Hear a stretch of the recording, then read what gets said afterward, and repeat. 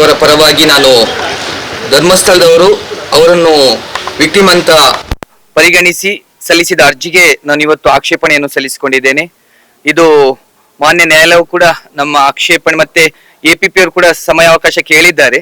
ನಾವು ಕೂಡ ಇದರ ಮೇಲೆ ಆಕ್ಷೇಪಣೆ ಸಲ್ಲಿಸ್ತೇವೆ ಅಂತ ಕೇಳ್ಕೊಂಡಿದ್ದಾರೆ. ಈಗ ಇದು ಬರುವ 5ನೇ ತಾರೀಕಿನಂದು ಇದರ ಮೇಲೆ ಧರ್ಮಸ್ಥಳದ ಪರವಾಗಿ ರಾಜಶೇಖರ್ ಅವರು ಮತ್ತೆ ಮಹೇಶ್ ಶೆಟ್ಟಿ ಅವರ ಪರವಾಗಿ ನಾನು ಮತ್ತೆ ಸರ್ಕಾರಿದ ಪರವಾಗಿ ಸಹಾಯಕ ಅಭಿಯೋಜಕರು ಇದರ ಬಗ್ಗೆ ವಾದ ಮಂಡಿಸಲಿಕ್ಕಿದ್ದೇವೆ 5ನೇ ತಾರೀಕಿಗೆ. ನೀವು ಆಕ್ಷೇಪಣೆ ಸಲ್ಲಿಸಿದಲ್ಲಿ ಏನು ಸರ್, ಫಸ್ಟ್ ಆಫ್ ಆಲ್ ತನಿಖೆ ಹಂತದಲ್ಲಿ ಈ ಪ್ರಕರಣ ಇದೆ. ಅದರಿಂದ ಈ ಸಂದರ್ಭ ಈ ಅರ್ಜಿಯನ್ನು ಕನ್ಸಿಡರ್ ಮಾಡ್ಲಿಕ್ಕೆ ಆಗಲ್ಲ.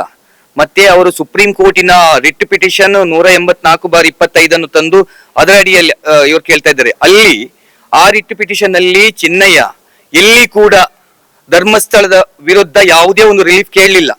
ಆತ ಅಲ್ಲಿ ಕೆಲಸ ಮಾಡ್ತಿರುವುದರಿಂದ ಅವರನ್ನು ಫಾರ್ಮಲ್ ಪಾರ್ಟಿಯಾಗಿ ಕಾಣಿಸಿದ್ದಾನೆ ವಿನ ಮತ್ತೆ ಅದರ ಬಗ್ಗೆ ಎಲ್ಲಿ ಕೂಡ ಧರ್ಮಸ್ಥಳದ ವಿರುದ್ಧ ಯಾವುದೇ ಒಂದು ರಿಲೀಫ್ ಅನ್ನು ಕೇಳಲಿಲ್ಲ. ಅದೇ ಕಾರಣಕ್ಕಾಗಿ ಮತ್ತು ಡಿಲೇ ಇರುವುದರಿಂದ ಆ ಕೇಸನ್ನು ಮುಕ್ತಾಯಗೊಳಿಸಲಾಗಿದೆ.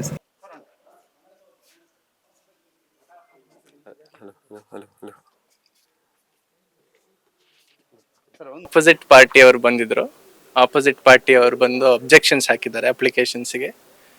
ಆ ಅಬ್ಜೆಕ್ಷನ್ ಸಸ್ಟೈನಬಲ್ ಅಲ್ಲ ಆ್ಯಕ್ಚುಲಿ. ಅದು ಹೇಗೆ ಹಾಕಿದ್ರು ಗೊತ್ತಿಲ್ಲ.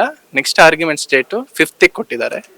5th ಮತ್ತೆ ನಾವು ಇನ್ನೊಂದ್ಸರಿ ಬಂದು ಆರ್ಗ್ಯುಮೆಂಟ್ಸ್ ಮಾಡ್ತೀವಿ. ನಮ್ಮ ಅಪ್ಲಿಕೇಶನ್ ಮೇಲೆ 2I ಮೇಲೆ ಆರ್ಗ್ಯುಮೆಂಟ್ಸ್ ಮಾಡ್ತೀವಿ, ಫರ್ದರ್ ಆರ್ಗ್ಯುಮೆಂಟ್ಸ್ ಮಾಡ್ತೀವಿ.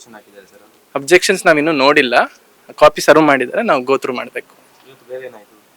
ಬೇರೆ ಏನಿಲ್ಲ, ಜಸ್ಟ್ ನಾರ್ಮಲ್ ಅವ್ರು ಅಬ್ಜೆಕ್ಷನ್ಸ್ ಹಾಕಿದ್ದಾರೆ, ಅಬ್ಜೆಕ್ಷನ್ ಕಾಪಿ ಸರ್ವ್ ಮಾಡಿದ್ದಾರೆ. ನಾವು ಅಬ್ಜೆಕ್ಷನ್ಸ್ ಕಾಪಿನ ನೋಡಬೇಕು. ನೆಕ್ಸ್ಟ್ 5th ಡೇಟ್ ಕೊಟ್ಟಿದ್ದಾರೆ. 5th ನಾವು ಬಂದು ಆರ್ಗ್ಯುಮೆಂಟ್ಸ್ ಮಾಡ್ತೀವಿ.